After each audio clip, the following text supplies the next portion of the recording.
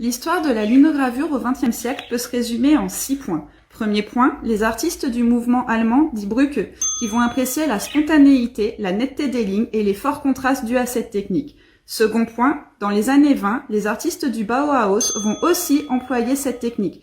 Ils vont apprécier la malléabilité du support et son faible coût de production qui est en adéquation avec leur philosophie. Troisième point, en 1925, la Grosvenor School for Modern Art en Angleterre va enseigner cette technique. Les artistes qui vont être engagés politiquement ou socialement vont désormais utiliser la linogravure pour promouvoir leurs idées. Quatrième point, en 1937, au Mexique, le Taller de Gráfica Popular va utiliser lui aussi la linogravure pour faire bouger les causes sociales. Cinquième point, et non des moindres, Picasso, dans les années 50, s'intéresse enfin à la linogravure. La linogravure devient désormais un art.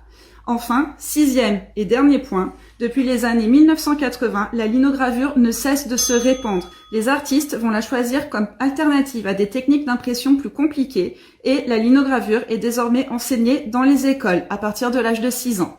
À bientôt!